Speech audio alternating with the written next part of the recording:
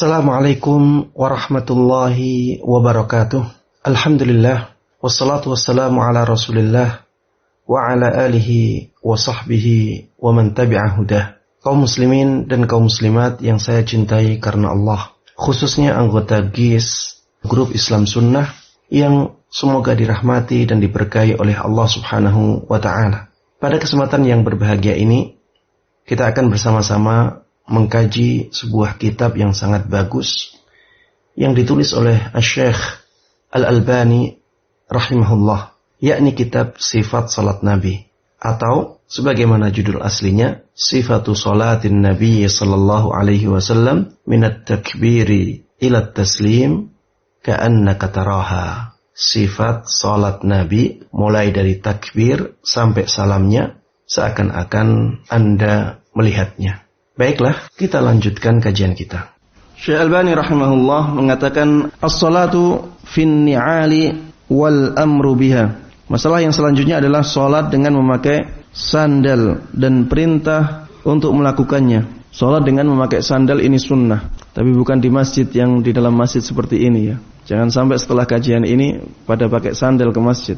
Karena memang masjidnya Nabi Muhammad SAW dahulu tidak seperti masjid kita sekarang ini. Di zaman dahulu alasnya tanah langsung, dan dahulu Rasulullah SAW biasa memerintahkan para sahabatnya untuk sholat dengan memakai alas kaki.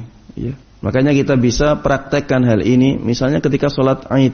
Kita sholat Aid misalnya tidak ada sajadah misalnya, kita sholat di atas tanah dalam keadaan memakai sandal. Ini sunnah Nabi Muhammad SAW. Ya, makanya jangan kaget ya, dan jangan sampai mencela orang yang demikian. Misalnya ada tentara, dia sholat dengan memakai sepatunya, tidak masalah ya, tidak masalah sama sekali. Bahkan itu merupakan sunnah Nabi Muhammad SAW. Wa kana yaqifu hafiyan ahyanan wa munta'ilan ahyanan. Terkadang beliau berdiri tanpa sandal dan terkadang berdiri dengan memakai sandal.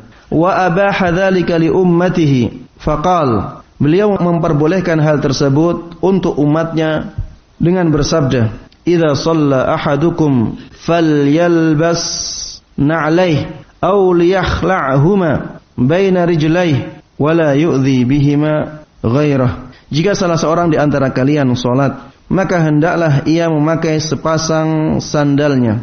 Hendaklah ia memakai sepasang sandalnya, perintah, atau melepasnya di antara kedua kakinya. Ini orang zaman dulu ya. Bayangkan orang di zaman dahulu. Zaman dahulu enggak ada rak sandal. Sandal dibawa sampai ke dalam masjid karena memang alas masjid tersebut adalah tanah. Diletakkannya di mana? Di antara dua kaki, atau melepasnya di antara kedua kakinya. Dan janganlah ia mengganggu orang lain dengan keduanya. Karena kalau diletakkan di pinggirnya, ya, sandal tersebut akan mengganggu orang yang di sampingnya. Atau misalnya diletakkan di belakangnya, akan mengganggu orang yang di belakang, kecuali kalau jaraknya agak jauh ya.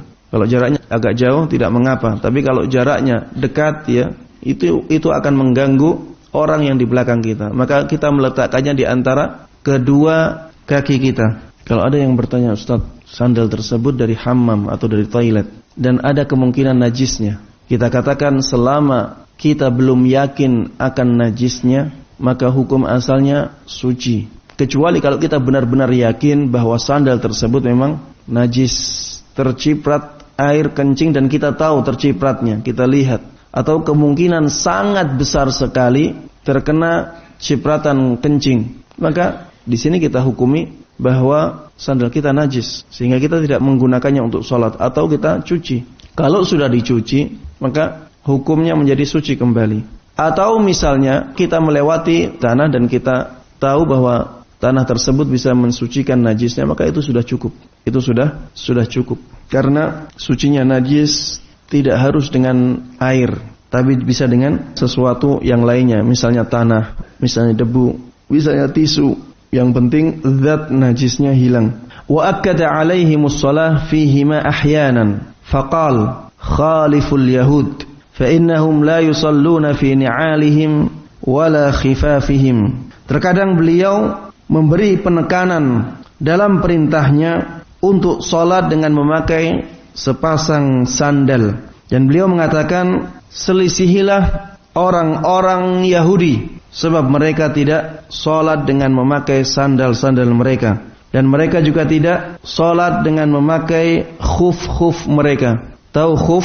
Seperti kaos kaki tapi terbuat dari kulit. Ya, ini masih banyak dipakai oleh orang-orang Arab ya.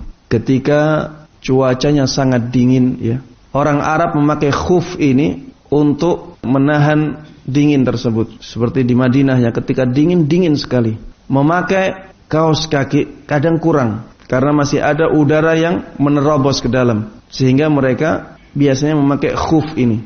Khuf adalah semacam slop ya, semacam kaos kaki tapi terbuatnya dari kulit, sehingga bisa benar-benar menghalangi dingin untuk masuk ke kaki. Dan ini masih banyak ditemukan di Madinah atau di Mekkah. Kalau keadaannya panas jarang kita menemukannya, karena kalau panas sekali. Tapi kalau keadaan cuacanya pas dingin sekali, kita akan banyak melihat hal tersebut dipakai oleh orang-orang. Orang-orang Yahudi dahulu ya tidak mau ketika sholat mereka sholat dengan sandalnya atau sholat dengan khufnya, sehingga Rasulullah SAW ingin menyelisih mereka.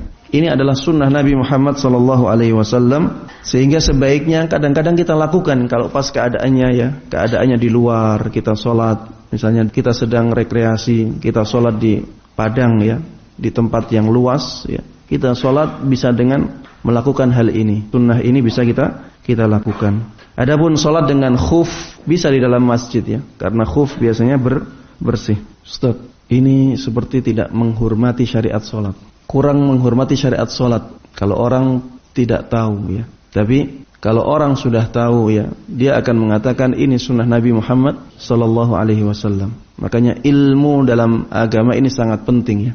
Dalam beribadah kita sangat membutuhkan ilmu yang sesuai dengan tuntunan Nabi Muhammad SAW. Kita beribadah bukan hanya logika yang kita pakai. Memang logika itu digunakan untuk memahami nas-nas. Tapi misalnya ada nas yang kurang sesuai dengan logika kita, jangan kita menangkan logikanya, tapi menangkan nasnya. Fahami dengan akal kita.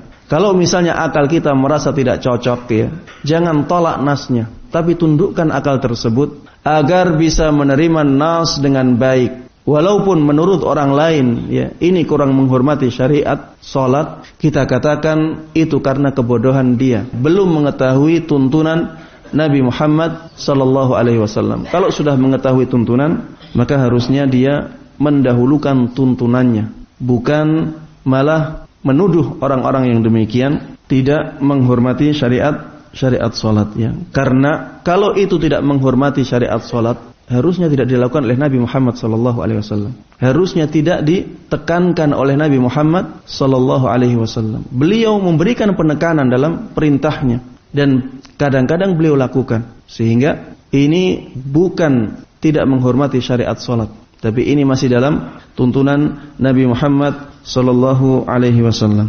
Demikianlah yang bisa kita kaji pada kesempatan kali ini. Semoga menjadi ilmu yang bermanfaat dan diberkahi oleh Allah Jalla wa'ala. InsyaAllah kita akan lanjutkan pada kesempatan yang akan datang. Wassalamualaikum warahmatullahi wabarakatuh.